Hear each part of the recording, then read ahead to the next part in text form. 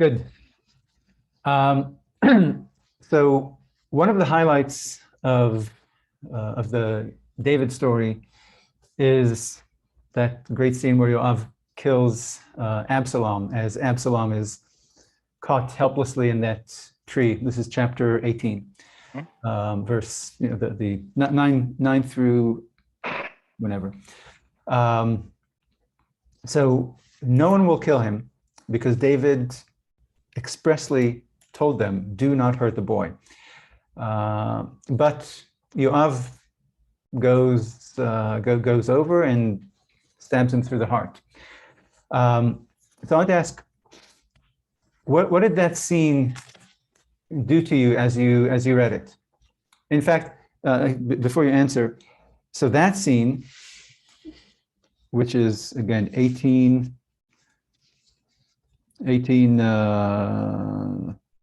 11, 12.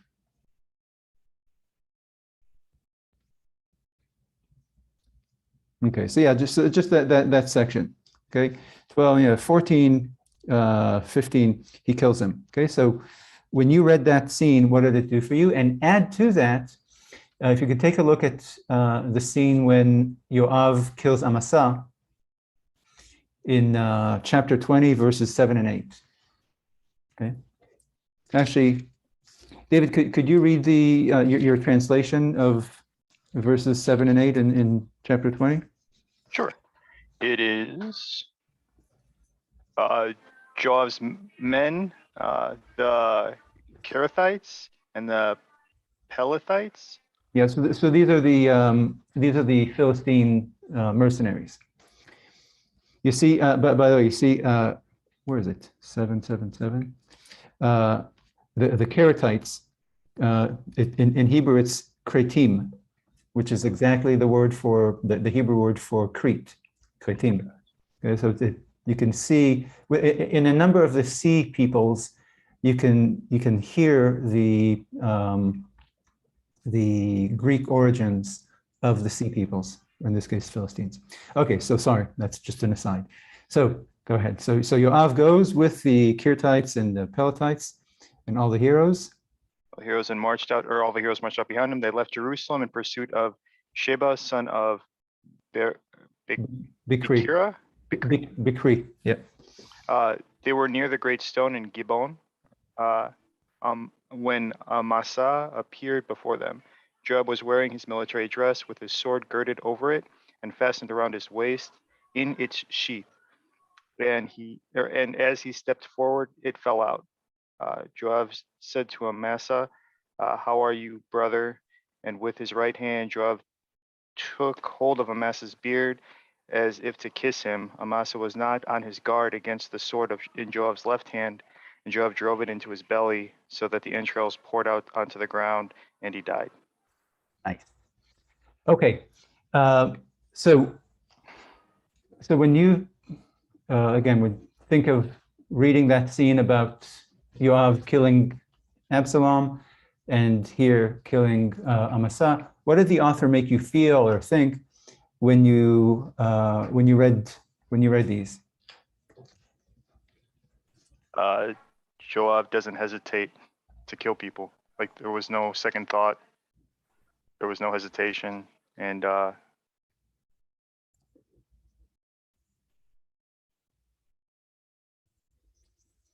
yeah, so I mean, look, you're right about the characters, about Yoav's action, but just what's the, like, in every story you have kind of an emotional or either an emotional reaction to what you're reading, or a connection, or a whatever the opposite of connection is, repulsion towards characters. It makes you connect these acts to those acts, or these characters. So I mean, either an intellectual response, or an emotional response, or an analytical response. But so just what I mean, you're right that Yoav is a man of war. But just what was your, again, when you, especially that scene with Absalom in the tree, or here, how are you, brother? What was the effect that the author made you feel? It seemed harsh. It seemed ruthless, heartless.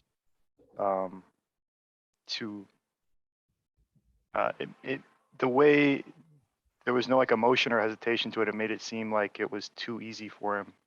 He seemed ruthless.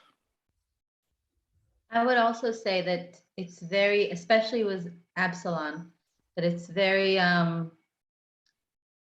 you get the image in your head, like you can see it, him hanging. It's very. Actually, hold that thought. Could you two cover your cameras?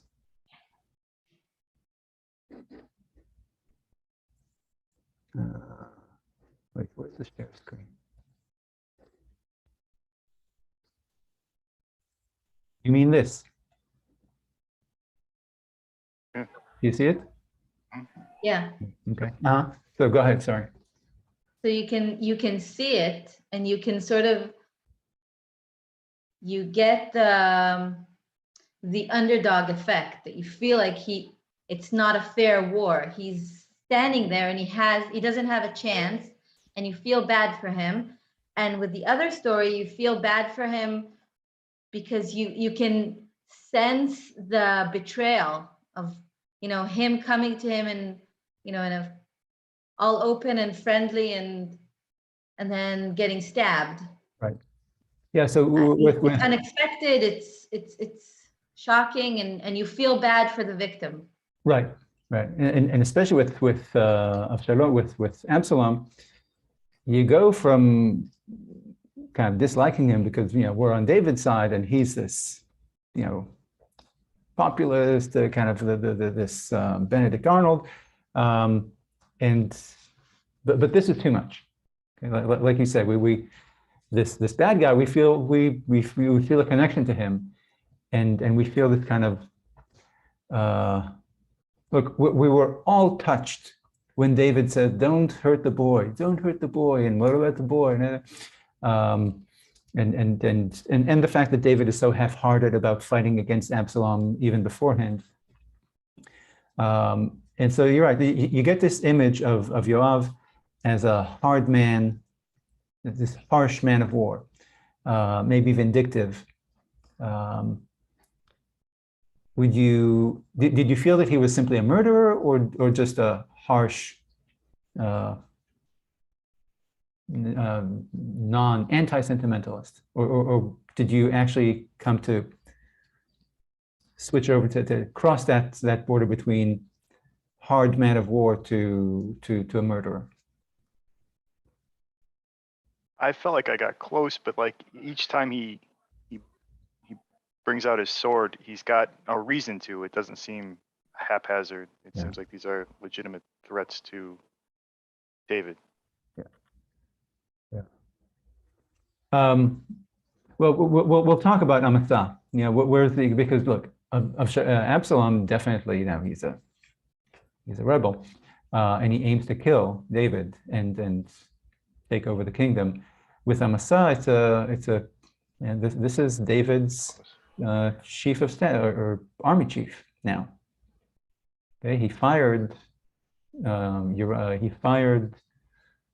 Yoav and appointed Amasa as his commander-in-chief. But so we'll talk about this in a second. Now, how about when Yoav chastises David? You remember, so the war is over.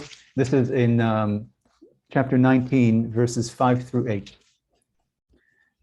Chapter 18, 5. Yeah, okay. So the news comes to David about Absalom, and he's grief-stricken, and Yoav chastises him for being so, again, grief-stricken. And what does the author make you think about Yoav or about David in these verses? Again, 19, 5 through 8. Yeah.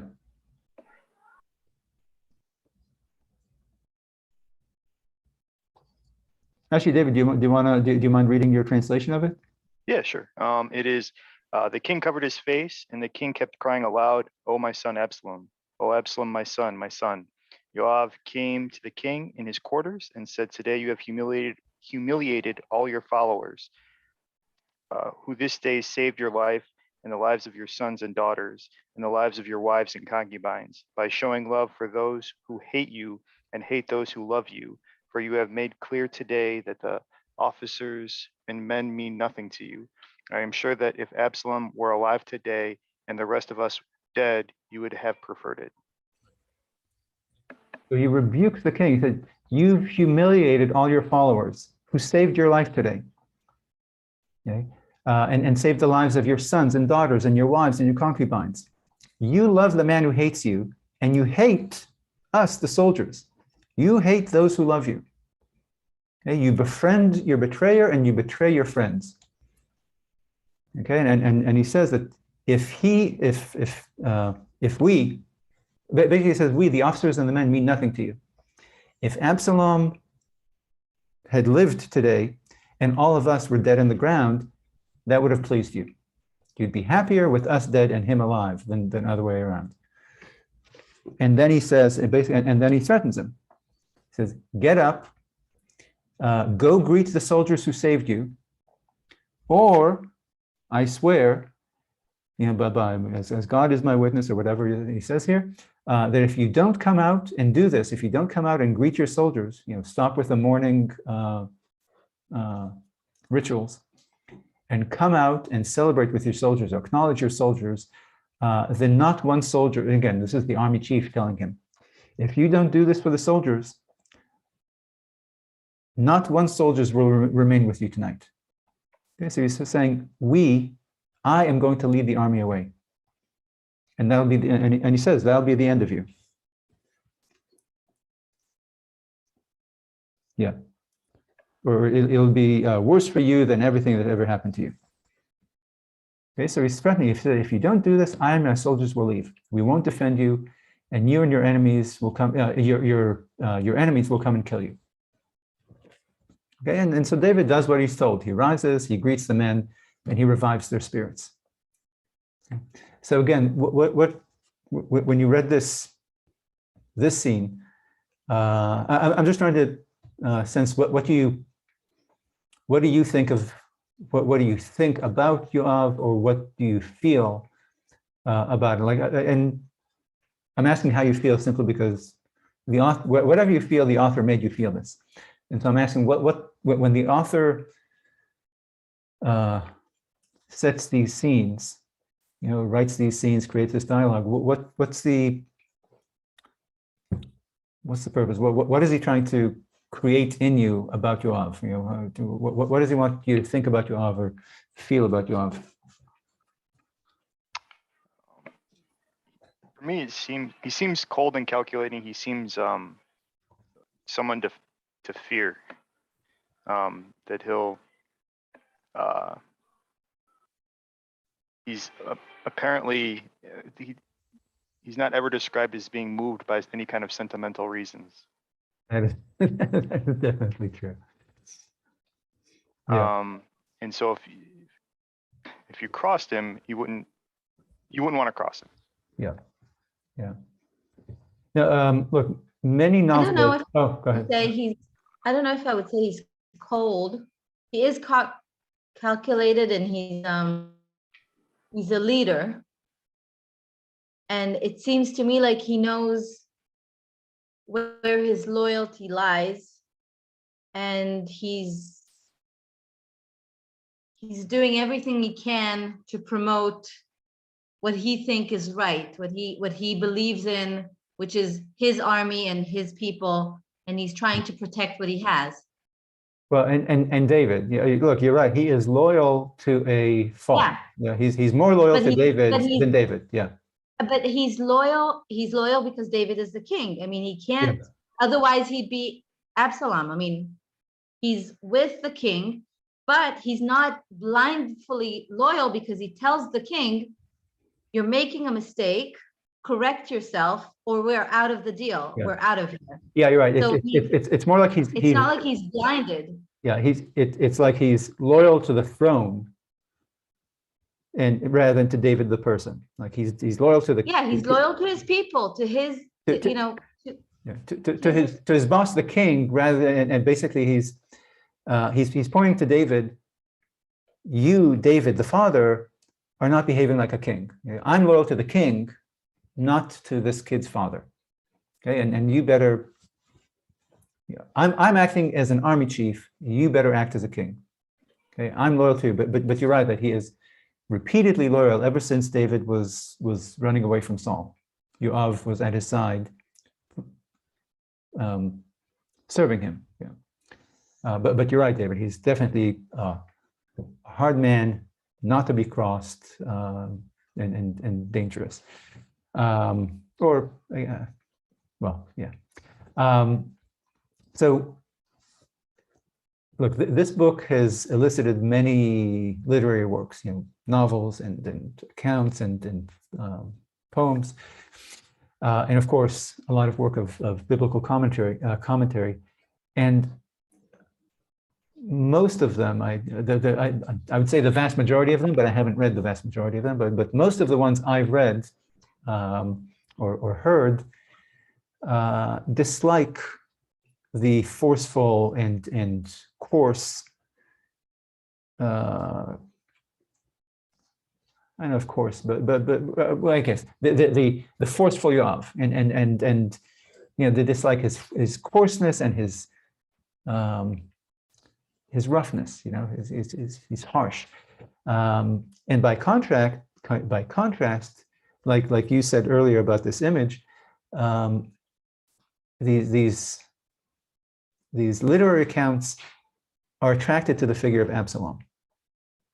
Okay, and partly it's because Absalom is charismatic. He's beautiful.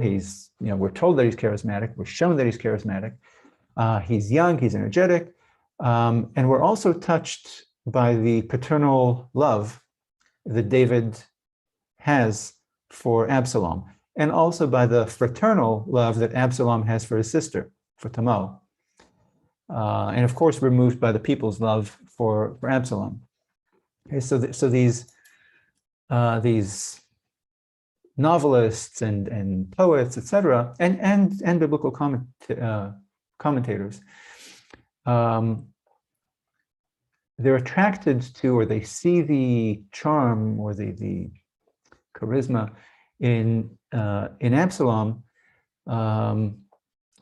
in the same way that these same people were attracted to the young and vigorous and charming David early in the story. When David was young, with the red hair and the beautiful David that the women loved and the men loved and everything else.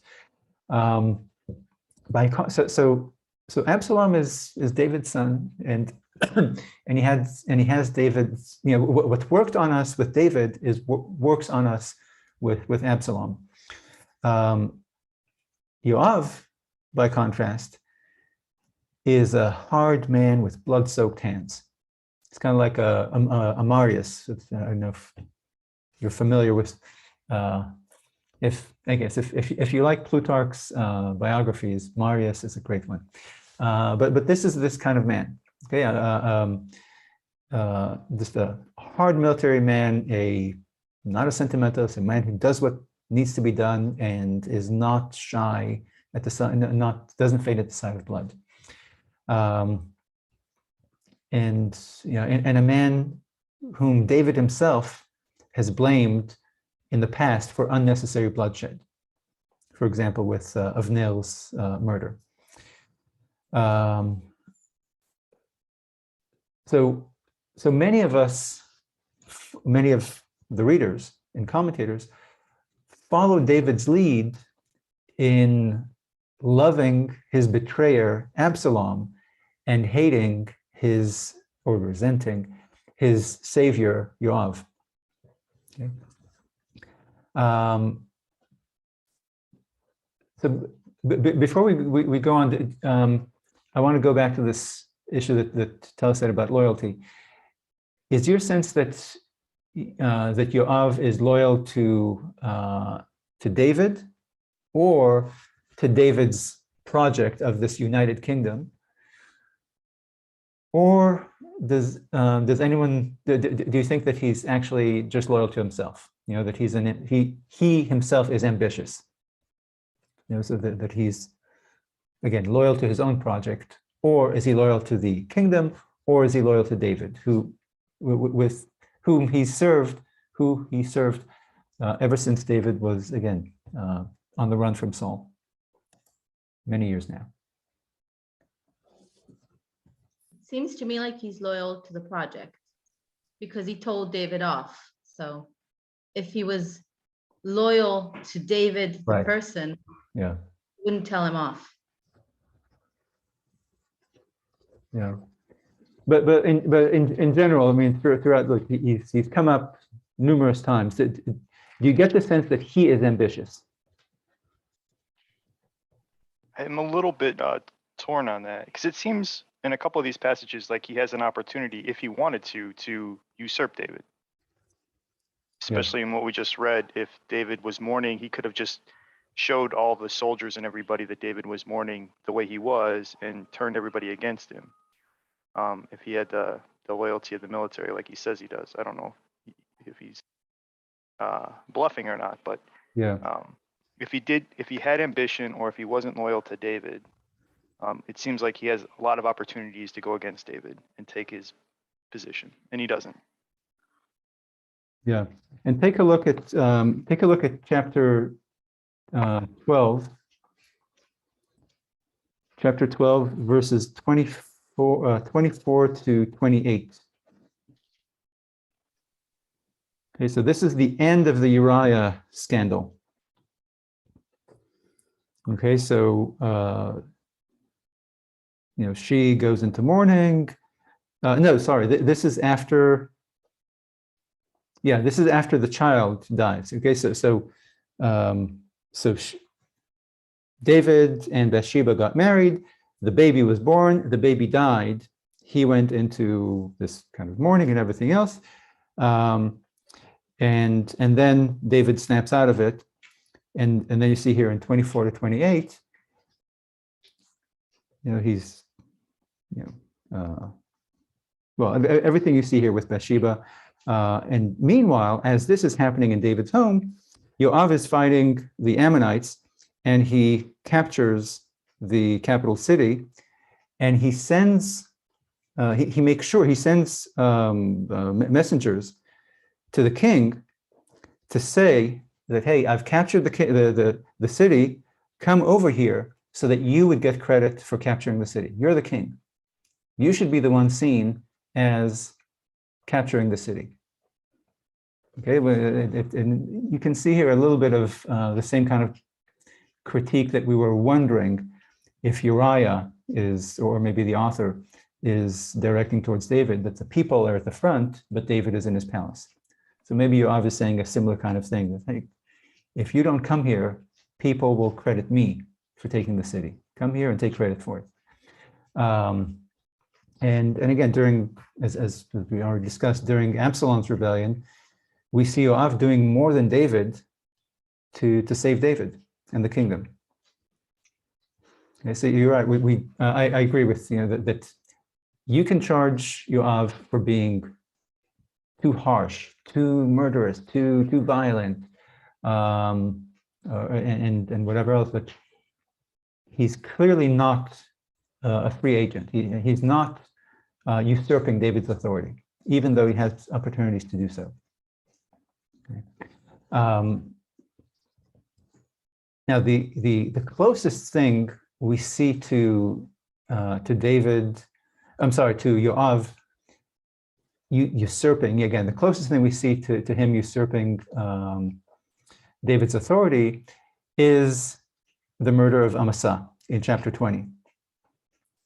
Okay, so here, let me just, you see this map now? Do you see the map? No, not yet.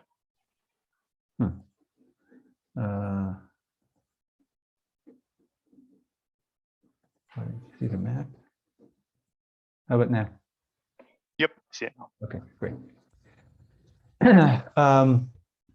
So David, after the Absalom affair, after the when that war is over, when Yoav's army puts down Absalom, David fires Yoav and replaces him with Amasa. And then Yoav murders Amasa and regains his old job. Okay, so I want to examine this because it seems odd. It seems certainly against character, but also it's a rebellion against the king. You know, it's a guy who murders the king's army chief and then gets his job. Like, you know, it's odd that David would allow this.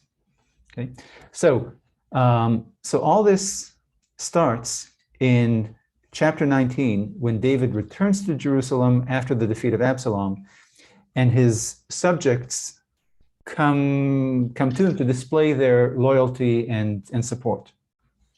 Okay. And as he's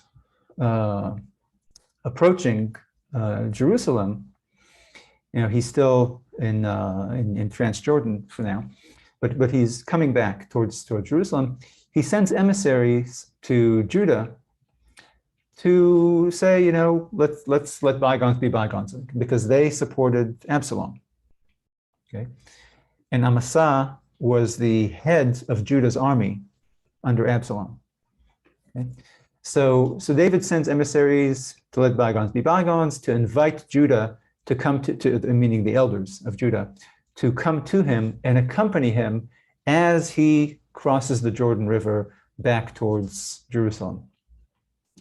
And part of this mending fences between the tribe of Judah and its old leader, David, is David's public declaration in which he kicks Yoav out as army chief and replaces him with Amasa, who again was the head of Judah's army, rebel army, under Absalom.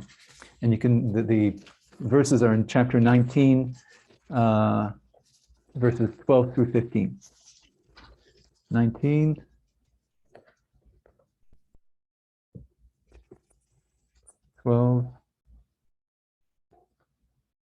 Yeah. Okay, so he invites them.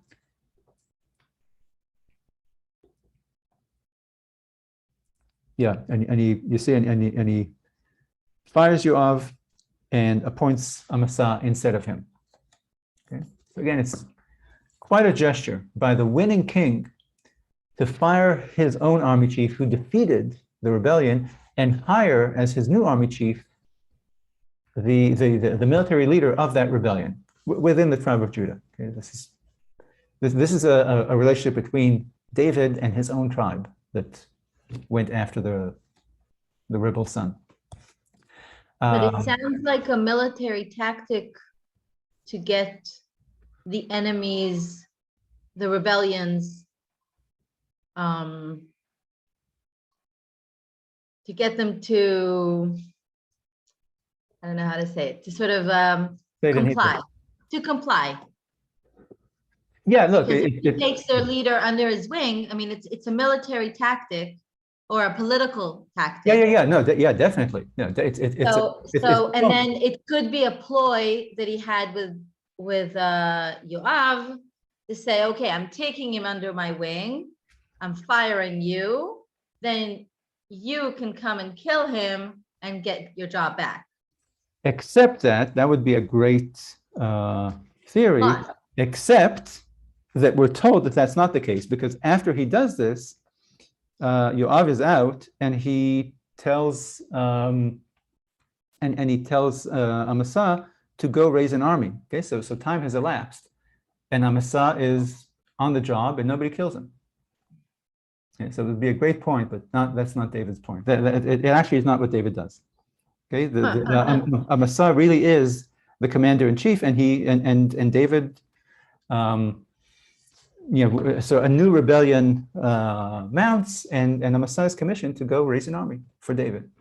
So David just comes off as being very weak, as a very, very weak person, because he complies with Yoav and takes him back and lets him be his army leader. And he cries for his rebellion of Absalom after he's dead. Yeah. I mean, he seems like a very pathetic He- sort of Well, character. he seems to take dictation from people. You know, that other people said how, but look, let's look, you're right, it is odd that a king would see somebody that he just fired yesterday kill his army chief, and not only would he not punish him, he would promote him to his, once again, to be his army chief. I mean, it seems like an act of rebellion to kill. Look, if I it starts a problem, because the minute you allow it, anyone can come and kill anyone and get his job. I mean, exactly. So it seems. I don't know how to say it, but it's a tiktim. A what? Precedent. Yeah, a precedent. Yeah. Yeah. You know, this is the murder of Amasa really is odd exactly because of this. Okay? If it is as it seems, where Yoav is killing the new army chief because, hey, this is my job, and I'm taking it back by killing you, then we can't make any sense of David's response to that. So as David's victory procession, okay, so we have that mending of fences, where David is coming back. He invites the elders of Judah to come. He hires as his new army chief, Judah's army chief, the one who just led a rebellion against him. And this is a replay, by the way, of what we saw after the war against Ishbosheth. Okay, where David pardoned Avnil. You know, the Saul's army chief who fought against him, who chased him all those years. And then Avnil was Ishbosheth's army chief, where David fought a war against him. And after the war, he pardoned him. He said, you know, let bygones be bygones. In fact, he worked with Avnil to get the other 10 tribes to acknowledge David as their king. And then who kills Avnil? Yoav. So this is an exact replay of the Avnil incident. So, but on top of this fence mending with the elders of Judah and with hiring Amasa, other former enemies also arrive at David's camp, again, as he's coming back towards Jerusalem, to ask for forgiveness and declare their renewed loyalty and support to the king. Okay? And of these people who come to the king, the victorious king, as he's proceeding back to his capital, are two fellows that we saw celebrating the rebellion in chapter 16. Shimei, who's described as a man from Saul's family, who, if you remember, when David was fleeing Jerusalem, Shimei was at Bahurim. We talked about this last week. When he got to Bahurim, this guy Shimei from the tribe of Benjamin threw rocks and dirt at at David, and cursed him, and called him a murderer and this and this and that. Okay, so that's one of the people who come back to David to kind of apologize and declare loyalty. You know, all those rocks and curses I hurled at you, I'm sorry, I'm your loyal servant. And also Mephibosheth, who is Saul's grandson. This is Jonathan's son, not to be confused with Ishbosheth, who was Saul's son, now dead, assassinated by those two assassins who brought his head to David. In any case, so they come to David, and David magnanimously accepts all of them.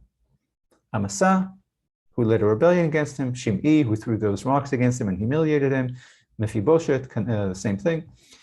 And as he appoints, as he brings Amasa close and makes him his own army chief, he demotes or fires Yoav, probably in anger over the killing of Absalom, and maybe also for Yoav's insolent conduct towards David himself, where he told him, do this or else we're leaving. stop mourning for your stupid son and come celebrate with your soldiers. However, again, this is the big mystery. By the end of chapter 20, Yoav will murder Amasa, and he will become once again David's army chief. Okay. And in between these two, in between the again hiring Amasa and the assassination of Amasa, we find that actually the war against Absalom did not end with Absalom's death. Okay, because some tribes or some parts of the north are still in rebellion. And you can see this in chapter 20, verses 1 through 13. Okay, that actually, there's this guy named Sheva ben something. Okay, doesn't matter, Sheva, or Shiva, who's leading, the war is still going on in the north. Okay, and it needs to be suppressed.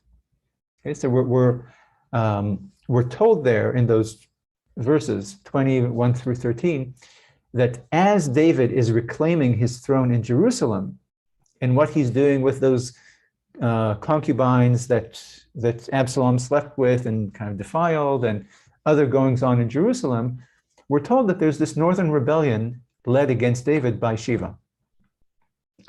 And so David, again, if you read those verses, you hear David telling his new army chief, Amasa, go summon, go recruit the men of Judah, and to lead them against northward against Sheva. Okay. And this will be, the army that would be led against Sheva would be the army, an army from Judah. Okay, not a united army from all of Israel. Okay, because apparently David doesn't yet have command over all of Israel. Okay, the victory over Absalom, a man of Judah, gave David command of Judah once again. But the northern tribes' rebellion, which started under Absalom, apparently is still continuing under Sheva. So David's first assignment to Amasa is, again, this just look at the beginning of chapter 20. His first assignment to Amasa, who again, I just remind you, was Judah's top general under Absalom. Okay, so clearly Amasa has pull in Judea, in the tribe of Judah. He has political ties. He can get people to come and join his army. And yet, in verses 4 through 6, Amasa is tardy. David gave him a three-day deadline. Okay, within 3 days, bring an army together. And Amasa doesn't meet the deadline. And David feels that he cannot wait because the situation is dire. And so, again, verses 4 through 6, he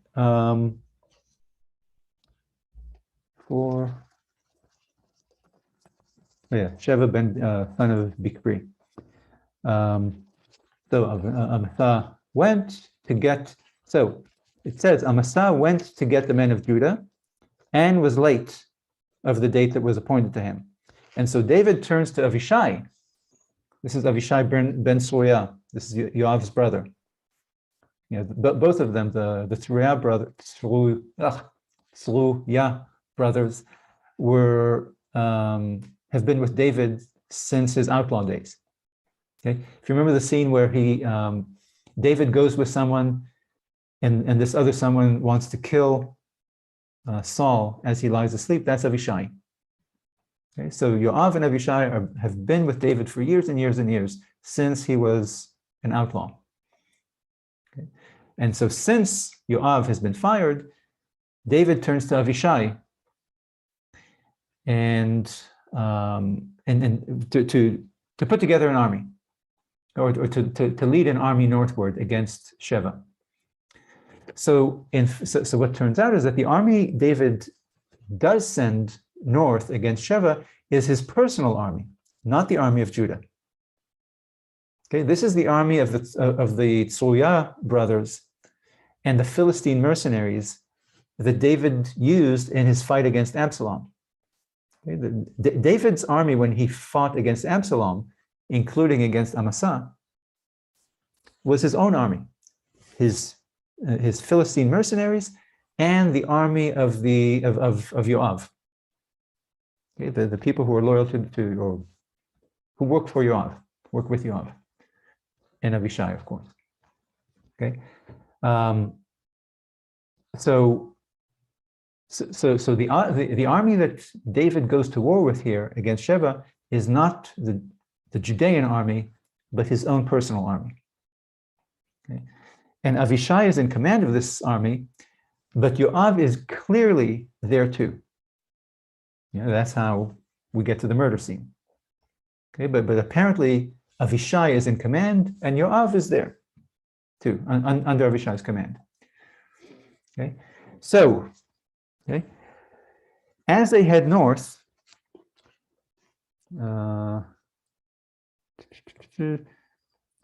verse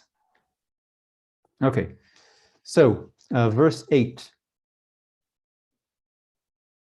verse 7 and 8. Okay, they head north, and who meets them if not Amasa? And Yoav, and by the way, Amasa is Yoav's cousin, but it doesn't matter. But they're all from the same tribe. So they meet, Amasa meets them. So they head north to put down the rebellion. Amasa meets them. Hey, how are you, brother? And everything else. Yoav grabs Amasa's beard with his right, stabs him with a dagger in his left, as David said, spilling his intestines on the ground. And immediately after that, so this is verse 9, you see, where he's killing him. No, sorry, verse 10. Okay. And right after his intestines spill on the ground, the author tells us that Yoav and his brother Avishai lead the army northward after Shiva. Okay, so Yoav kills Amasa, and all of a sudden, it's clear now that Yoav is in the lead. Yoav is in command again, not Avishai. Okay, this campaign started with Avishai at the lead, and the only reason we know that Yoav is there is because Yoav was there, appears to kill Amasa. But after that, Yoav reclaims the lead, and he is in command. And the next verse, in 2011, in verse 11,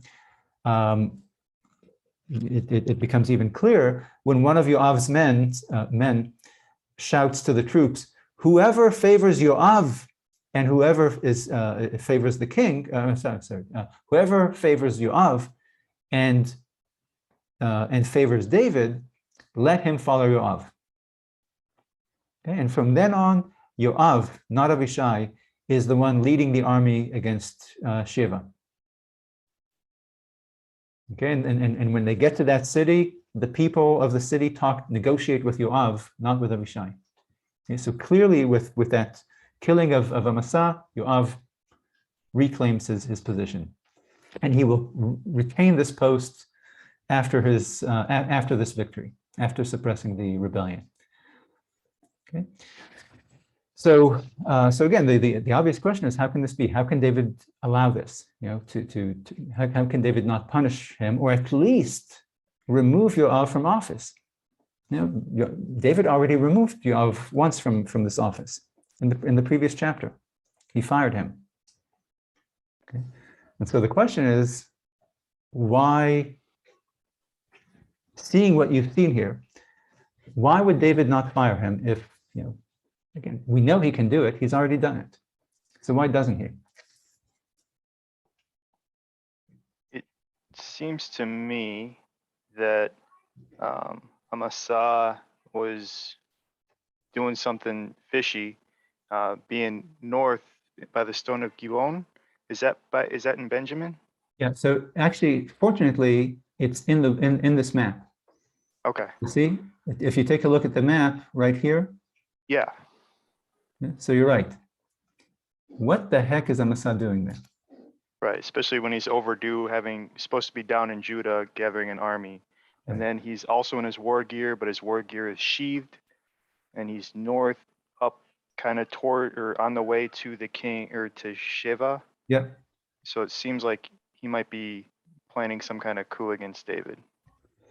Look, last time we heard of him, exactly as you say, David sent him south. You know, David's in Jerusalem. He sends Amasa to gather men in Judah. Just look at the map. Okay? The map, I mean, the people of Judah are south of Jerusalem. This is Jerusalem. He sent him south to collect an army. And here we find him in the north. Okay? Not only in the north, but in the territory of Benjamin, Saul's tribe. Okay, so this clarifies, you know, this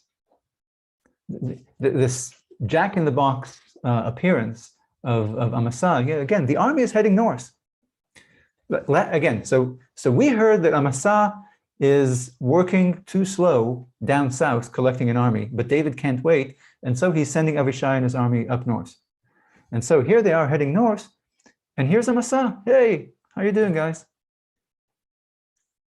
Okay, and now we understand why Amasa was so tardy in recruiting troops in Judah.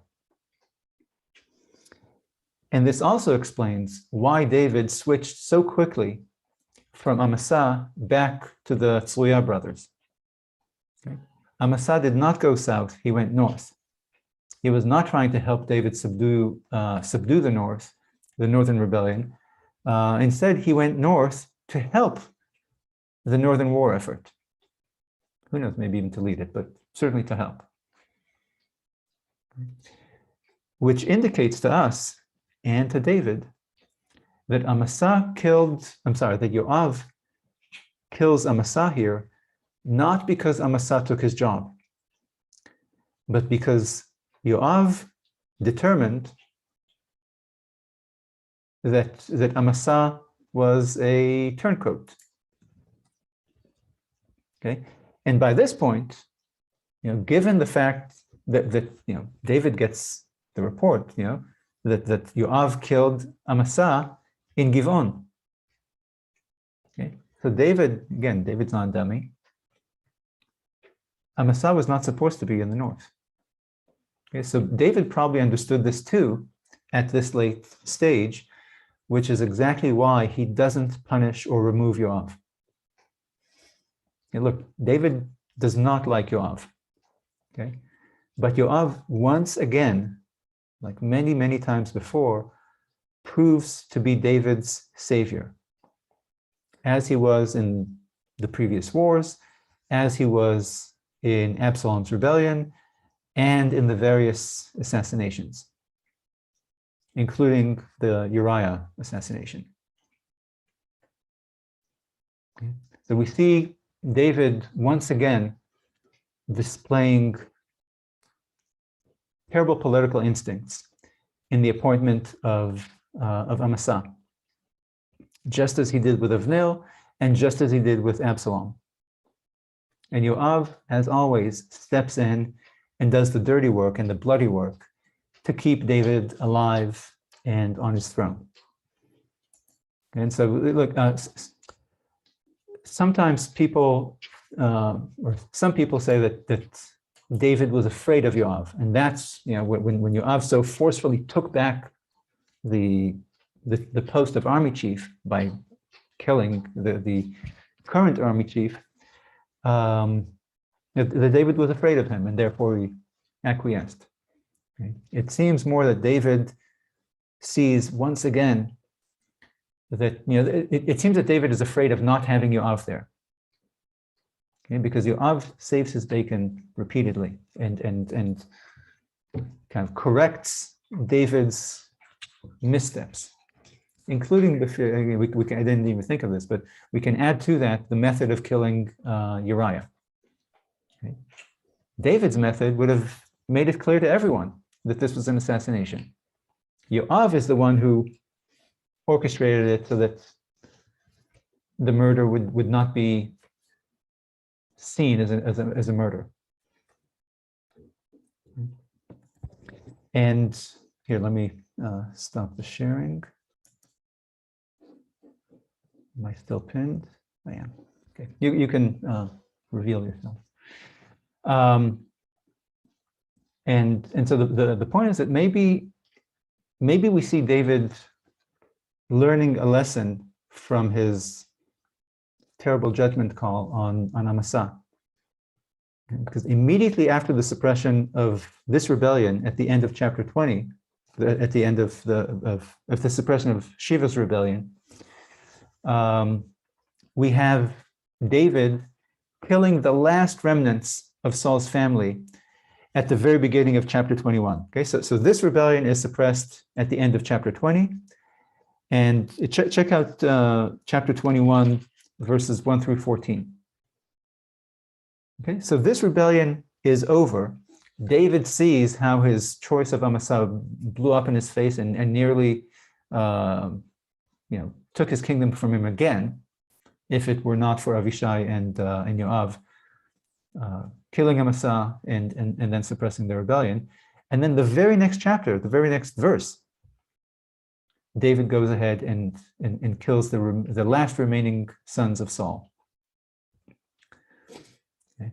And of course, the blood of Saul's remaining of these 7 dead sons is not on David's hands. As always, we've seen this. Okay. Again, if you read these verses, you see that.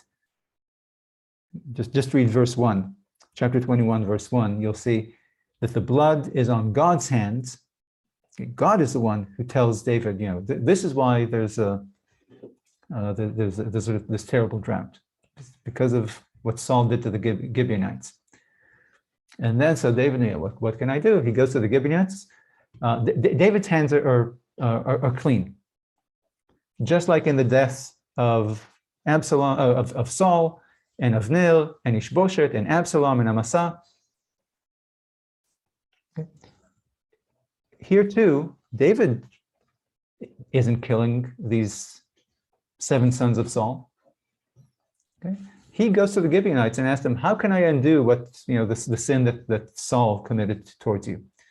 And they suggest, how about if we kill his sons? That'll make things right.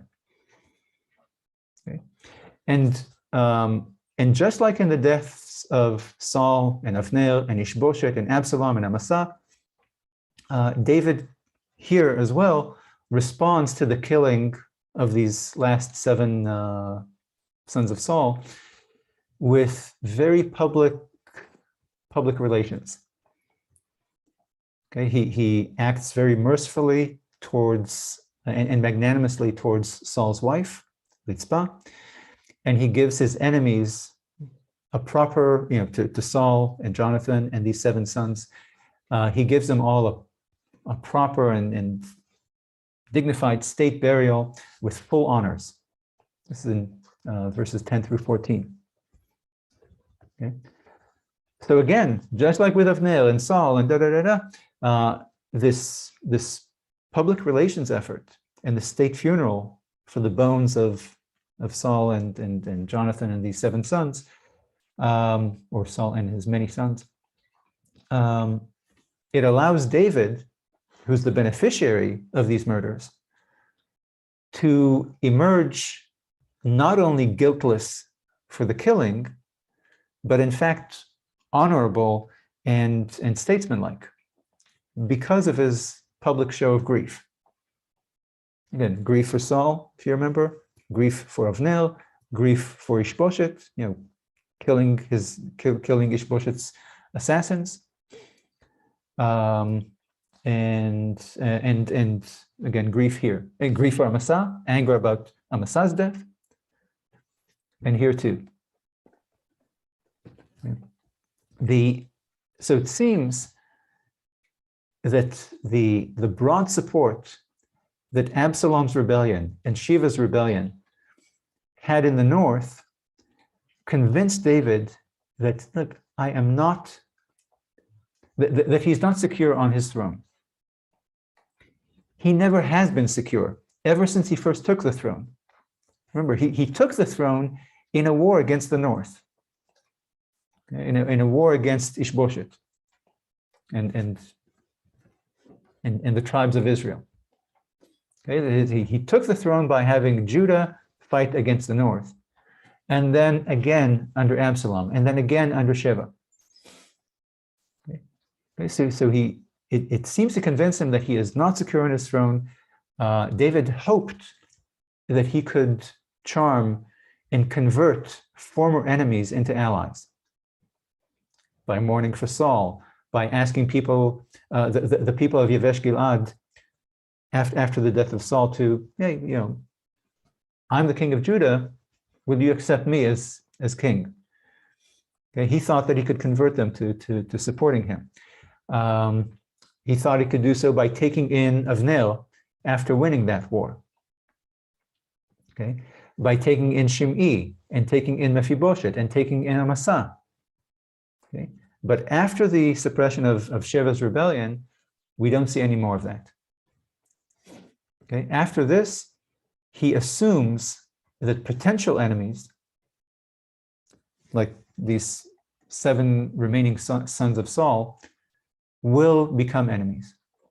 Okay, so he seems to assume that the northern tribes are going to follow any leader against him.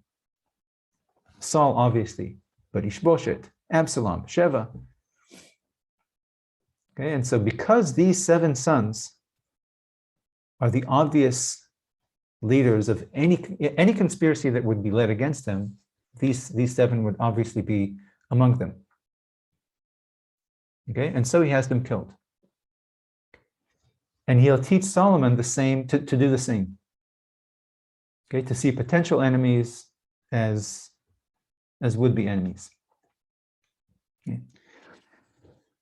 But the question is, okay, so and you know, he tells he tells Solomon to kill Shimei, for example. Okay.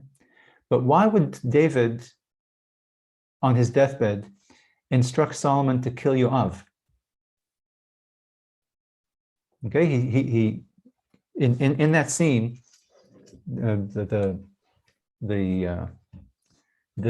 deathbed scene, where he commits his will to, or his instructions to Solomon, he tells him that you should kill Yoav. He cites Yoav's past betrayal and all the bloodshed that he was guilty of. Again, killing Avner, killing Amasa, etc. And yet, even, you know, so David thinks that Yoav is a terrible person, and he's committed all this terrible bloodshed, or all these terrible crimes. But David never killed Yoav himself.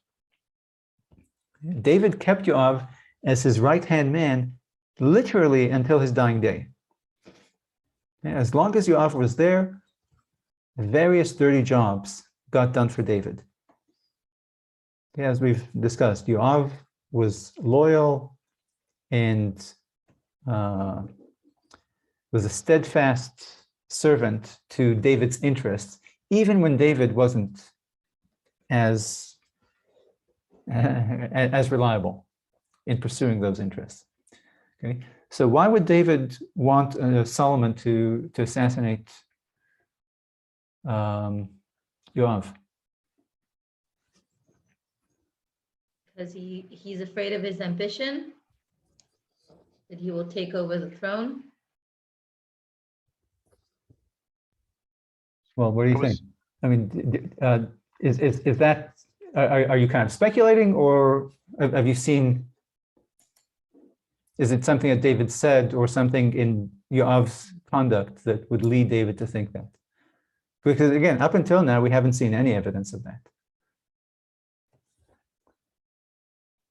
It's true, but I'm assuming that David is up until now, David sort of thought of, the keeping your enemies closer than, so he sort of kept him as close as possible to keep an eye on him and sort of have him, under his wing. And now that he's dying, there's no one to look after and make sure that he's kept in line, possibly. Well, sorry, David, were you going to say something? Well, he seems to have been loyal to David, but not necessarily any of David's offspring. I don't know if that loyalty extends to his offspring. Well, let's look at the text. Okay. If you take a look at, okay, so we're now already in Kings 1. Okay,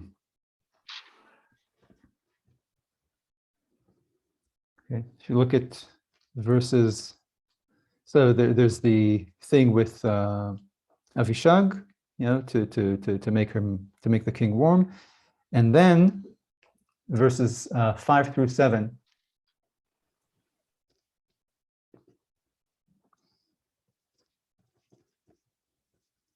You see? So Adoniah, who is now, with all the previous princes dead, Adoniah is now the eldest of David's sons. And Adoniah is, preparing to become the next king. Just like we saw before with Absalom and with Avimelech, Gideon's sons. How do you make that known?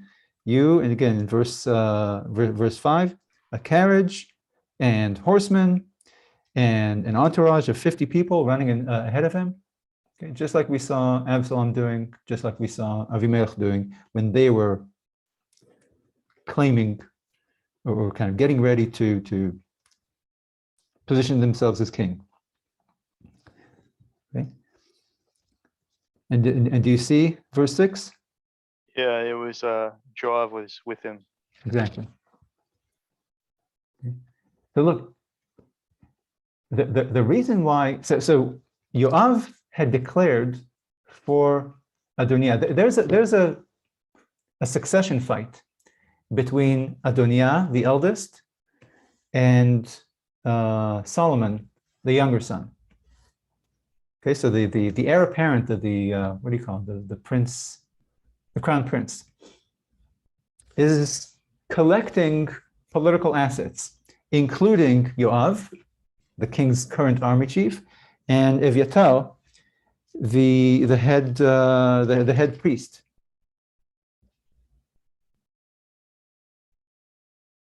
Okay, whereas others, verse 8, Tzadok and Benayahu and Nathan and Shimei and were not with Adoniah, meaning that they were with Solomon. Okay, but the two head people, the army chief Yoav and the head priest Evyatar, were in Adoniah's camp, or he is setting himself up. Look, I've got the carriage, I've got the horses, I've got I'm the eldest. Okay, I'm coming next. Okay. So so the reason given the fact that David, for whatever reason, we'll talk about in a bit, given the fact that David aims for Solomon to be king, and the fact that Yoav has declared for the other guy, David knows that Yoav is a loyal guy. Okay, he tells Solomon that you have to kill Yoav because Yoav is not flippable. You will not convert Yoav. If Yoav declared for Adoniah, Yoav will fight for Adoniah. Okay, look, the one person David knows well is Yoav. Okay, this is David's relationship with Yoav is the longest and deepest relationship David has in the book. Okay, Yoav and David were together since the beginning until David's dying day. This is the one person, and we saw how well they understand each other in the exchange of letters or exchange of messengers in the Uriah affair. Okay, they're like Joe Montana and Jerry Rice. You know, they know one another. They work well together. Okay? And since Yoav had declared his allegiance to David's eldest son, David knows from personal experience that Yoav will be a loyal soldier to Adoniah. Okay? Which means that, and Solomon will not be able to win him over. Okay? And that's why David insists that for Solomon to rule in peace and security, Yoav has to die. Okay, and if you continue in Kings chapter 2 now, at the end of chapter 2, verse 29 onward. 29, yeah. Solomon will indeed order his army chief, Benaiah, to kill Yoav. Okay, so Yoav flees to the temple, to the tent of the tabernacle, where Adoniah had previously sought refuge successfully. This is at the end of Kings 1, of chapter 1. So when Solomon takes over, Adoniah fears for his life, so he goes to the temple and holds on to the corners of the temple, and according to Jewish tradition, it's a place of refuge. Okay, and so and Solomon assures him, "Don't worry, you can leave the temple. I won't kill you." So Yoav also, when he fears for his life, he goes to the temple, but to no avail. Benaiah kills Yoav right there at the temple, what do you sacrifice things on? Altar. Thank you. At the altar. And it says then, this is verse 34, chapter 2, verse 34, that he killed him, and Yoav died, and Yoav was buried in his home in the desert. See that? Verse 34? So we find out here, the end of all of this, that the king's army chief, this is the king's chief of staff. This is the most important person in David's administration. We find out that the king's army chief did not live in the palace.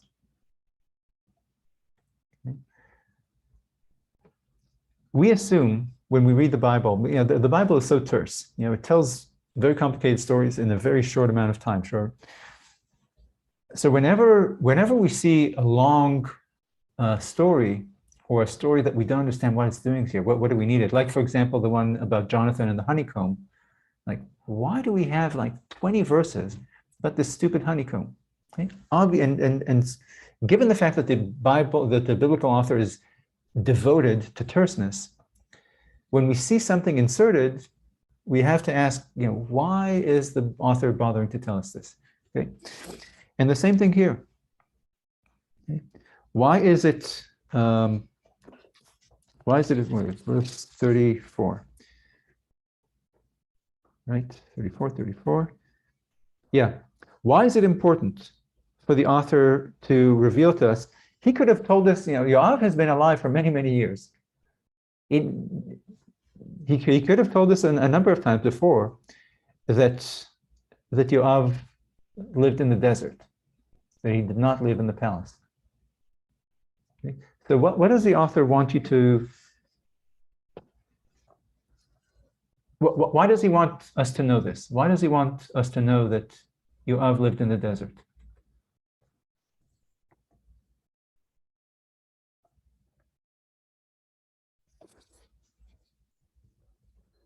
Suppose it sheds some light, looking back on how it sheds light on his life and how he lived his life, I suppose. And look, you're right there as part of his character construction. Okay, so, but what does it tell you about his character? Luxury doesn't seem to be something that he was after. Right. And he But- wasn't after the position of the king. Right. Look, Yoav, again, going back to what I said about Marius. Okay? Yoav is a simple man. Okay? He's a tough guy. He's a warrior. He's a meat and potatoes kind of guy. And he's not a politician. Okay, and this goes hand in hand with that loyalty that we were talking about, and the fact that he never tried to usurp David. Okay, he's not a politician. He's not in the political realm. He's purely in the military realm. Okay, Yoav, this guy who fought in all of David's wars without ever suffering defeat, and without ever suffering a scratch, it seems. Here, at the end of his life, is outsmarted and defeated by palace intrigue, okay, by the political players in the palace. Nathan the prophet and Bathsheba. Okay, if you reread chapter 1, Kings chapter 1, if you read it carefully, or no, maybe even not that carefully, you'll see these two characters, Nathan and Bathsheba, devising a scheme to play on the poor memory of an aging king in order to push Adoniah aside and declare the younger son, Bathsheba's son, as the king. Okay, remember where Nathan tells Bathsheba, okay, I'm gonna, I forget who goes first, she. You go first and tell David, hey, do you remember you promised that Solomon will be the king? And then I will come and say, yes, I remember that you said that. Okay. So, and I hope this brings up, when you read this thing about Nathan and Bathsheba, again, playing tricks on this old man in order to push the elder son aside and promote the younger son, I hope it brings back memories for you of Jacob's and Rebekah's scheme to take advantage of the aging Isaac, to push aside Esau in favor of Jacob. And again, these are two, Jacob and David. These are the two biggest stars. Jacob is the biggest star of that pre-Egyptian part of the Israelite story, and David is the biggest star of the later one. And we see this. Okay, well, I guess they're not occupying the same role, because David here is occupying the role of Isaac. But all right, never mind. Forget that observation. But the point is that Nathan and Bathsheba know how to play the palace game much better than Yoav. Okay, and therefore they win, and Yoav will soon be dead. And also Adoniah also will soon be dead, and Shimei dead, and Eviatar not dead, banished. Okay, all of them will be assassinated and removed from the picture by Solomon to settle his succession once he's on the throne. And then, please read chapter 2, 44 to 46. So I have, the king said further to Shimei, you know all the Shimei, yeah, you know all the wrong which you remember very well that you did to my father David. Now the Lord brings down your wrongdoing upon your own head. But King Solomon shall be blessed, and the throne of David shall be established before the Lord forever. The king gave orders to Benaiah, son of Benaiah, son of Jedediah, or Jeada. Wait. Jehoiada. Yeah. It's again this business with the J's is Yeah. J's and B's instead of Y's and V's is annoying. But yeah, so Bneiyahu ben Yehoiada, son of Yehoiada, and he went down and struck Shimei down, and so he died. Thus the kingdom was secured in Solomon's hands. right. Thus the kingdom was secured for Solomon. Okay. Again, this is exactly like that scene in The Godfather, which I sent you last week. Okay, when Michael settled all family business. Okay, Michael secures his reign by killing these would-be challengers. Okay, so his first act, but by killing these would-be challengers and schemers, he clarifies to all the people in his camp and all the people in other camps, this guy has taken control of the throne and hurt and threatens anyone who might be in opposition. Okay, so it's a signal to his side and to the other side that this is a king who will stay on his throne and therefore work with him rather than against him. Okay. Now David, on his deathbed, instructs Solomon to kill these potential rivals before they get a chance to rise up and become actual challengers. Okay, it's David's instructions. What Solomon does here, that's according to David's deathbed instructions.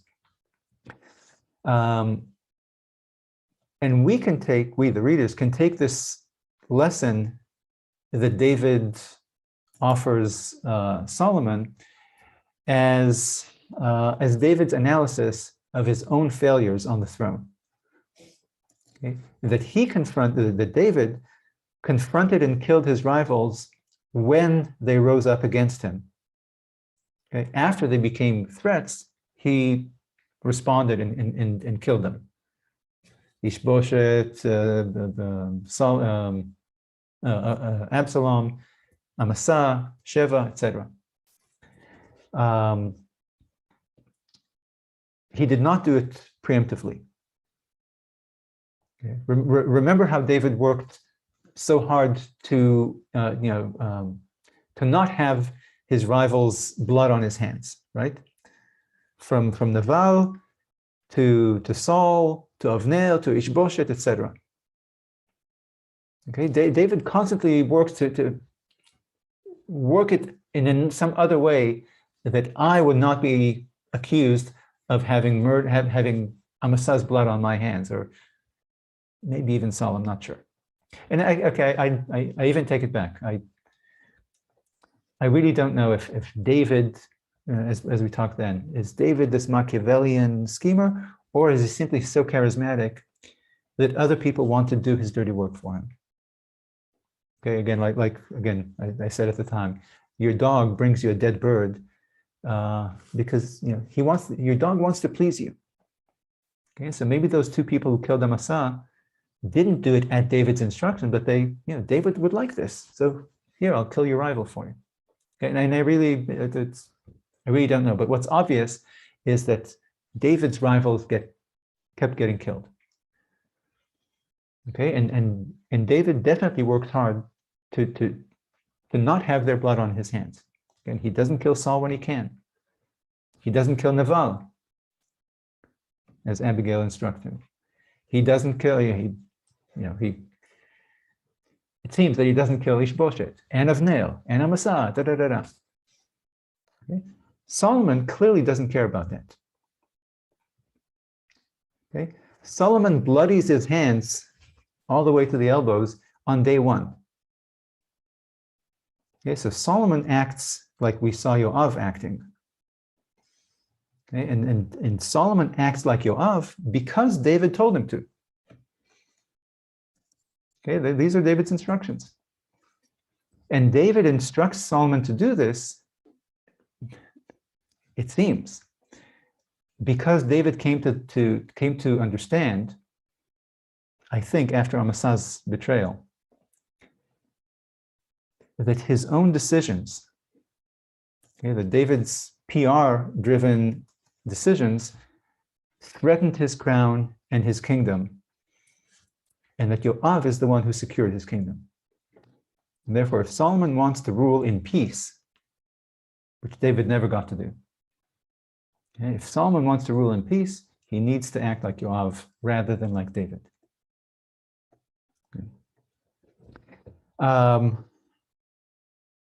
Okay. Anything else about the Yoav saga? Okay. So I want to ask two questions before we finish with David and the book of Samuel. The first question is, why is David so favored by God? Okay, why is David the best king the Jews ever had? Okay, because he doesn't seem to be a particularly good person. Doesn't seem to be a nice person. But he's a great king, held in great esteem by God, by the biblical author, by the Israelites of his day, and by Israelites, by posterity, okay, by Jews and Christians alike. Okay, so how could that be? He doesn't seem like a particularly nice guy or a particularly good man. Okay, so why is he so beloved and supported by God and by Jews and Christians? Why is he such a great king? I mean, why do we love him so much, or embrace him so much and celebrate him so much? Seems to come from his early actions. More when I guess the narrator portrays him a little bit better.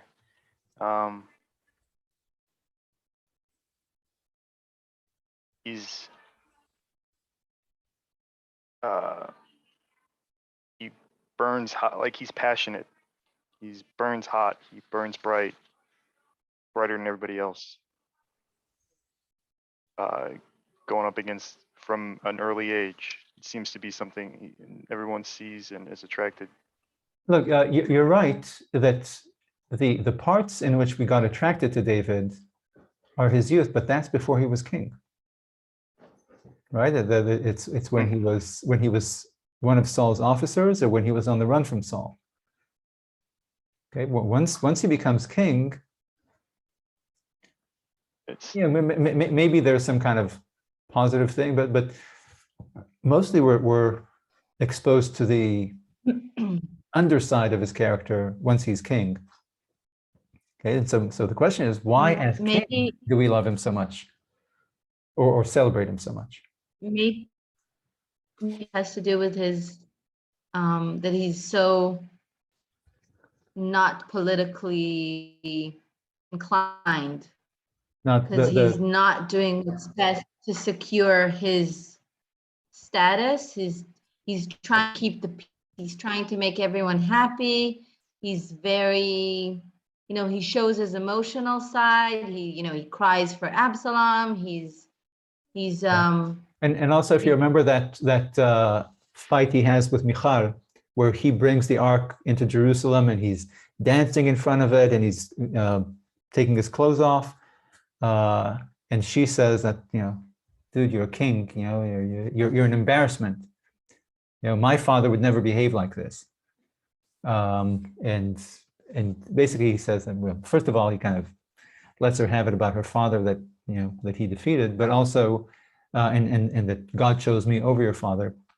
But he doesn't mind his own dignity because he's kind of celebrating God or whatever, that he, I think, goes along with what you were saying about the political king in the first place. Pardon? You were the Zoom cut off. What did you say? Oh, she's frozen. 1, 2, 3. You're frozen. Okay, so is it also there was a king?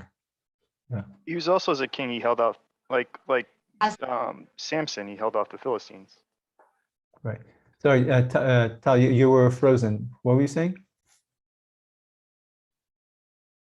Oh, it's frozen again. What were you saying, Tal? I said that God didn't want the Israelites to have a king in the first place. So if a king, then maybe it's better someone like this who is, he has faults and he's aware of his faults and he's more grounded and more like a regular, ordinary person than a king who thinks he's almighty and has all the power and that thing. So that is true, that David is sincere in his repentance, or seems at least sincere.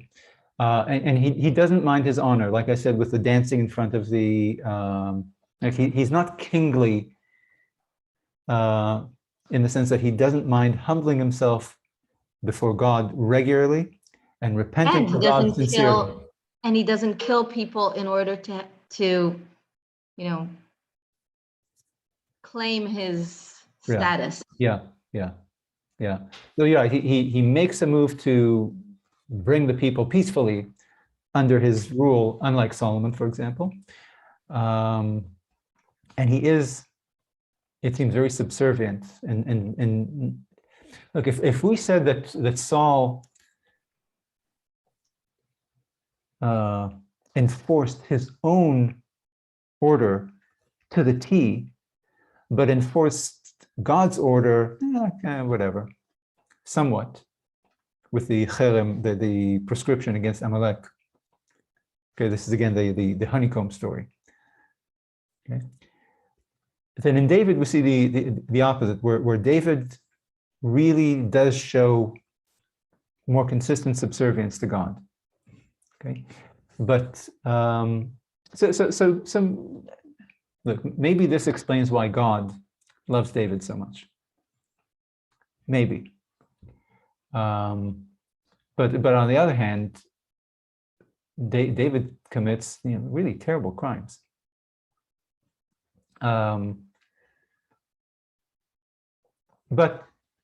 let's take God out of this for a second. Okay, why did the people think that David was such a great king? And we still do. Again, when we think of the iconic king, it's David, not Solomon. Why is he such a great king? It seems like he held back the enemies and brought the north and the south as close together as they would be. Ever would be, right? And mostly, again, the success is on the field. Look, David is not a good person, but he does, as king, he does good things. And I think plenty of leaders in history would match this this description. You wouldn't necessarily want to introduce your wife or daughter to them, and you wouldn't dare go into business with them, and you wouldn't dare tell them a damaging secret about your past, but you think they did great things for the country. What? Oh, sorry, it was somebody's background. And the great thing that David did was that he saved God's people.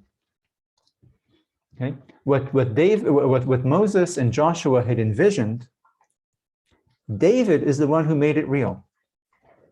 David is the one who secured the country for the Jews. Okay, what Samson had started, David finished. Okay, the project that God started in Egypt and at Mount Sinai, a project that seemed on the verge of failing time and time again, in the desert, in the book of Joshua, definitely in the book of Judges. That project, again, Samson kind of starts the liberation, it seems, when we look at what happens after Samson. But it's King Saul and then King David who make this project a success. because David leads the Israelites to finally possess their promised land and to cherish it and protect it from enemies, and to ditch the foreign gods and to submit to their God.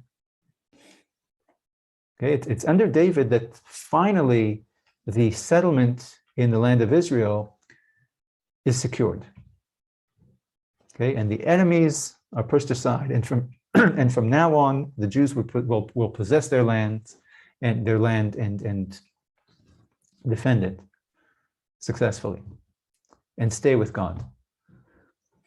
Okay, and so maybe this kind of mission cannot be accomplished by someone as pious as Samuel, or someone as humble as Saul. Okay, again, like if you think of some great leaders in our own histories, in modern history or Roman history, whatever else, that maybe not a good man, but a good leader, successful leader. Okay, so maybe it takes a man with the self-confidence and machismo of Samson, and the ruthlessness and ambition of Jacob. Remember that conversation we had many months ago about why would Isaac give Jacob the blessing if Isaac knew that Jacob was lying to him? Yeah, there's evidence that that Isaac was not fooled. Okay, and even if you think he was fooled, so there's evidence that Isaac was not fooled, and yet he gave the blessing. Okay, and even if you think that Isaac was fooled, we see Isaac giving Jacob a second blessing after he knew for certain, beyond a shadow of a doubt, that Jacob had lied to him and stolen the Esau's blessing. Okay, so even if Jacob stole the first blessing, Isaac gave him willingly the second blessing. Okay, so when we talked about this at the time, I suggested to you, I conveyed others' suggestion that maybe Isaac gave that, assuming Isaac was not tricked, and even if he was tricked, he gave the second blessing. He gave these blessings to Jacob because he came to understand, as he witnessed Jacob's driving ambition during that long protracted scene where Jacob is lying to his father. That show that Jacob conducts for Isaac takes over the course of a full course meal, full course dinner. Okay, so maybe when Isaac saw Jacob committing this terrible sin, he saw the ambition in Jacob. Okay, he saw that this guy, that Jacob really wants it. He's starving for it, and he's willing to scratch and claw and lie and cheat and steal to get it. And maybe that's the kind of DNA that this nation will need to accomplish what God had promised Abraham. Because remember, God promised Abraham that your descendants will endure 400 years of slavery, then 40 years in the desert. Then they'll take this land by force and hold it against many enemies and survive many hardships that will follow. Okay, so maybe Isaac gave the blessing to the blessings to Jacob, despite catching Jacob in a lie, because this nation will need Jacob's qualities rather than Esau's happy-go-lucky character. And David is a reincarnation of the Jacob character. Both of them are not physically imposing like their older brothers or like Saul,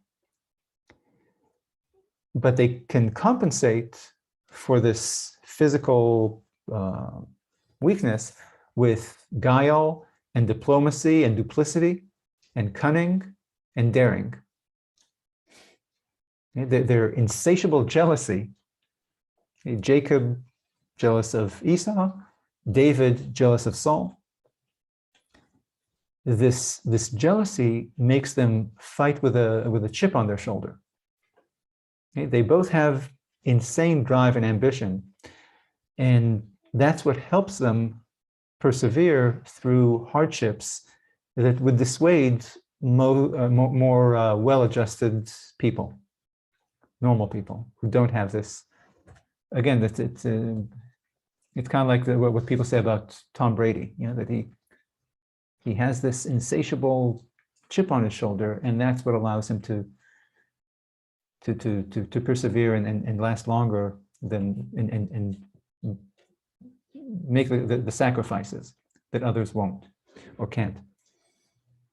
Okay, so these qualities that Isaac saw in Jacob, the qualities that we see in Jacob and in David, might not be admirable or desirable in a friend or a son or a son-in-law, but perhaps they really are necessary for a job like this. To be a father of a nation, maybe this quality is really necessary, where it'll serve you well. And so this leads to the second question I wanted to ask. It's about the notion that the biblical author is pro-David. Okay.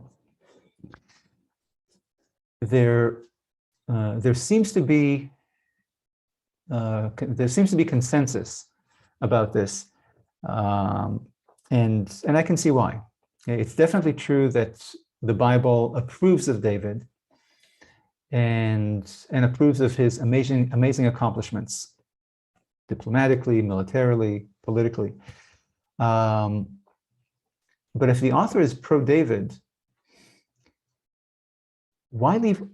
There's tons of damaging stuff about David that we've read. Okay? If the author really is pro-David, why tell us all about David and Saul and David and Michal? That's really ugly. With Avner and Ishbosheth and Abigail, the Naval story, and Uriah for sure. Okay, so why? So look, we're told that the author is pro-David, and how do we know this? Because the author tries to sanitize all these bad stories. Okay, it tells the story of Abigail and Naval in a way that kind of paves over some of the unseemly stuff, and all the political stuff, and certainly with Saul. Okay, so we're told that look how pro-David the author is by cleaning up David's messes. But why tell them at all? And why even? So why have to sanitize something? We can just not tell it. Just tell the good stuff. And why include David's pathetic end with Avishag? Okay, it's kind of humiliating what we're shown with David in his old age. Why not simply leave it out? Okay, so my question is: do you agree that the Bible, that the author is pro-David? Seems. So I have like this recurring understanding in my head, the movie Miller's Crossing. You've seen this by the Coen brothers. The relationship between Leo and Tom.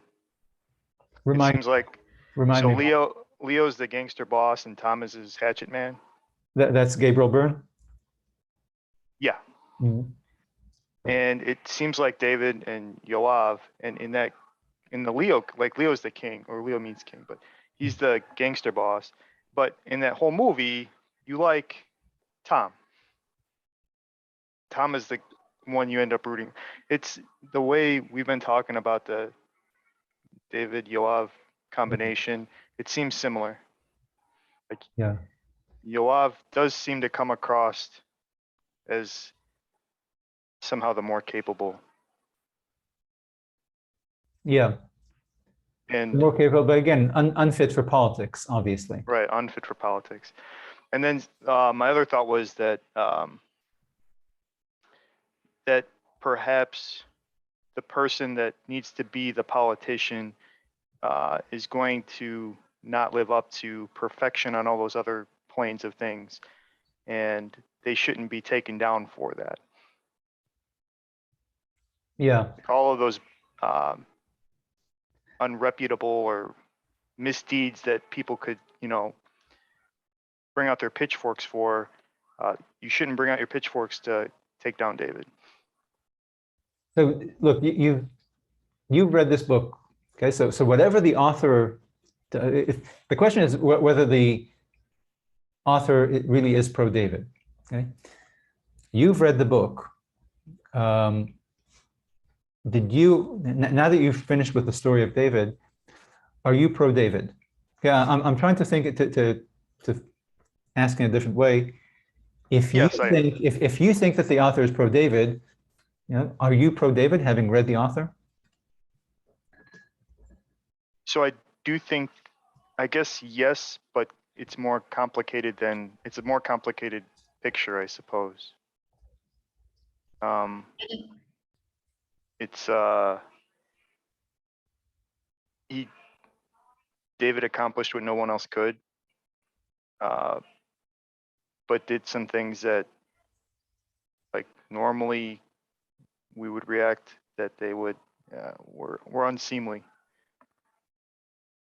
But he did something that no one else could, and no one, I guess, since David in the text, there's no one else like David either. So, who was able to hold the enemies back and unite the North and South the way David did.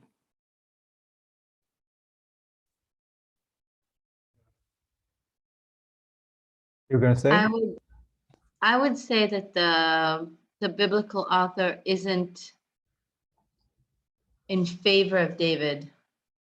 I would think that there's sort of the way that they're describing him, it's as if they're unmasking something, or if you peel layers off, so you get this shiny young boy in the beginning of the story, which everyone likes. He's enthusiastic, he's charismatic, he's brave. And then as the years go by and you get to learn more about him, you understand that he's not everything you thought he was, or it's more complicated than what you thought it was. And you get to see his other sides, his more, and it just makes him a more human character and a more relatable character, because he's not this almighty, successful, beautiful, charismatic, successful king. Yeah. But he has the bad sides and is so I don't think he's beloved by the author. I think he wants to make him relatable. That's why he makes sure to tell us the bad sides and the bad parts of his life that don't really And look, matter as far as his success, his the greatness of what he did. Or look, there might be a connection between what you're saying, what David's saying, in the sense that David did what nobody else could, or did. Nobody else did it.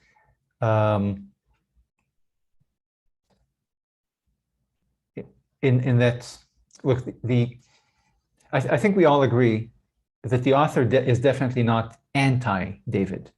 Okay, that is clear. But maybe he's, to your point, maybe he's not a pro-David political, maybe the author is not a pro-David political propagandist, but a real literary author telling a story about a real person with real character traits that are admirable and attractive, and character traits that are off-putting and scary, just like we saw with Jacob. Okay? And these character traits shape his family life to produce a particularly dysfunctional and unattractive family, like, by the way, Jacob's family. Jacob's family is a terrible family. Okay, the relationship that David creates the terrible relationship between the two wives and between the two wives' children. That's Jacob's doing. Okay?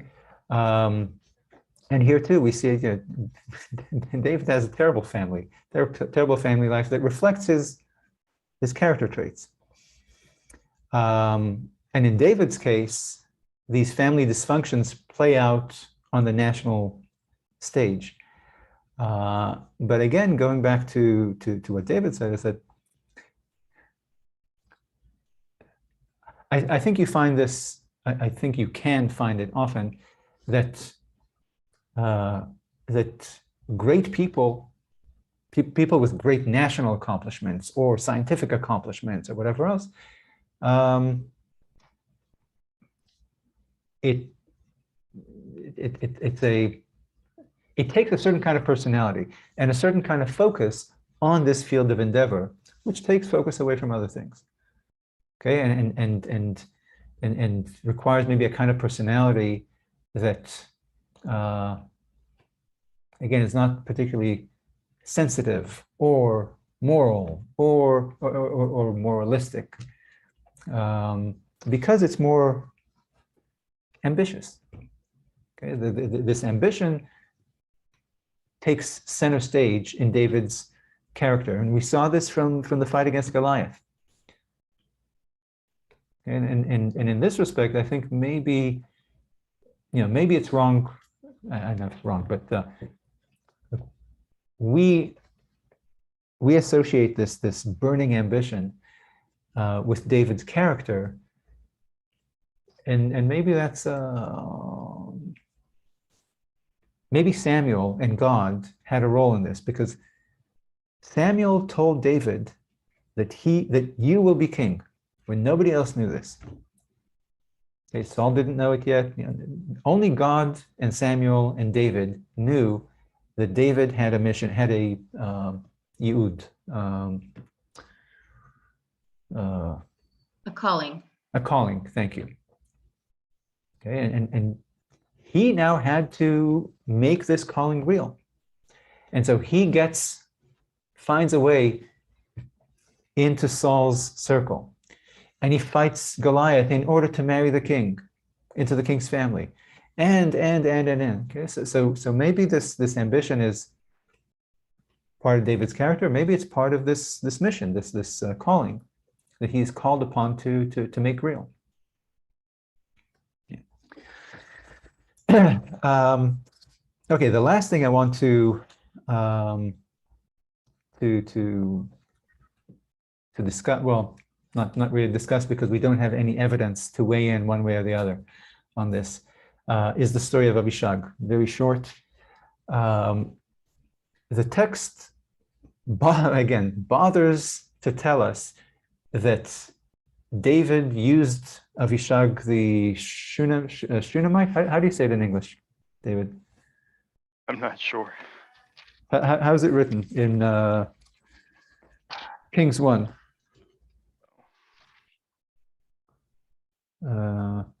Verse 3. Just how's it written? Shunammite? Shunammite. Okay, good. From a place called Shunam. So the text bothers to tell us that David used her for warmth only, and he did not know her, meaning he did not have sex with her. Okay.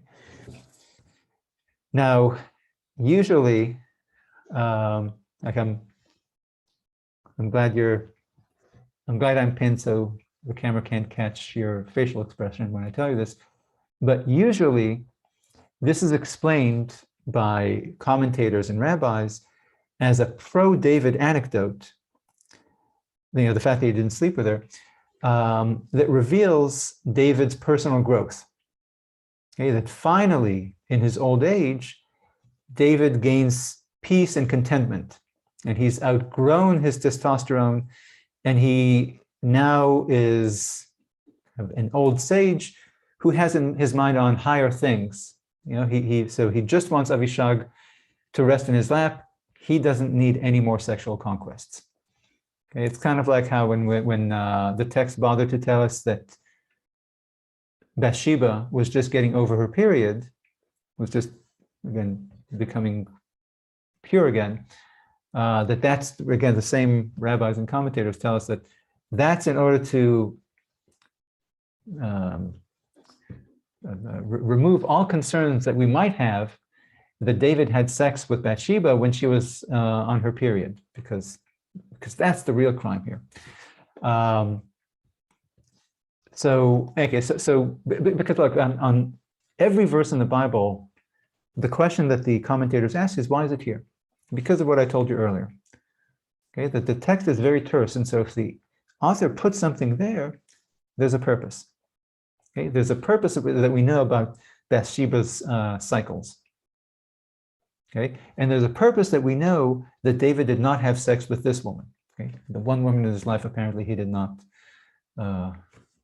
pursue. So that's one way of reading it.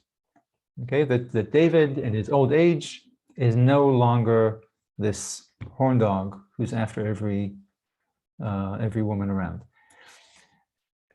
But the story of Avishag can be seen the opposite way, as part of an ongoing narrative of punishment and decline and degradation in David's later years. What Tal was saying, that he's no longer this beautiful, handsome, charismatic, etc., etc. Okay, so we see, but by the end of his reign, everything that was given to David and everything that defined him has been taken away from him. Okay, his vigor, his beauty, his charm, his political skills. We saw those on display early on, not at all later on in his reign. His sons are taken from him. His wives are taken from him. His charisma. Remember how the text kept telling us that everyone loved him when he was an officer in Saul's army. Okay? We haven't read about anyone loving David since he became king, except God. Michal certainly doesn't love him, doesn't say the people love him. In fact, the people love Absalom. Okay? So he loses all these things that defined him and drove him early. And after he lost all these things, all these attributes that we've come to know him by, we now see him old and sagging. He's lost his kingly authority because, as we saw with Adoniah earlier, David is in the palace doing whatever, but everyone has moved on from him. His two sons are already setting up their courts. Remember, Adoniah is collecting Evyatar and Yoav, and Solomon is collecting Tzadok and the others that are mentioned there. Okay, so the two sons are already setting up their courts. His officers and their priests and his priests have joined this prince or that prince. And to top it off, okay, so he's sitting there in the past. He's lost his kingly authority. The kingdom is moving on past him. And now, with this anecdote, we find out that he's also lost his virility. Okay, he's given this young, hot vixen to lie in his lap, and he can't do anything with her. Okay. So, according to this understanding of the Avishag story, the story, the one that sees it as part of an ongoing punishment and decline for David, rather than a sign of David's personal growth. So according to this understanding of the Avishag anecdote, the story of David is a Greek tragedy. Okay? So when the narrator clarifies that David did not know her, he's not clarifying that David has become chaste and cerebral in his golden years. Instead, the author is kind of putting the finishing touch on the portrait of David as completely degraded, not just as a king, not just as a father, not just as a husband, but also as a man. Yes, and so again, the Abishag story can be read legitimately in both ways. Okay, a story of personal redemption, or a story of divine retribution. Yeah, we can't know because it's it's not even a story. It's a tiny anecdote. So again, we can't know how to read this story. It depends on how you answer the question that we just discussed, whether the Bible is pro-David or kind of clear-eyed about David and telling a story about a complicated character, a complicated figure. And that's it. Yeah, with that, we're finally done with the story about Samuel and Saul and David, which again, like I said, it's the most elaborate and sophisticated story in the Bible from a literary perspective, with really kind of deep and recurring insights on people and character and psychology and on nations and political power and on the path of the Jews, kind of this from Abraham to David. So with that, we are done with that. Next time we'll read the opposite kind of story, very short, very simple, in the book of Ruth. So for next time, please read the book of Ruth. 4 chapters is all there is.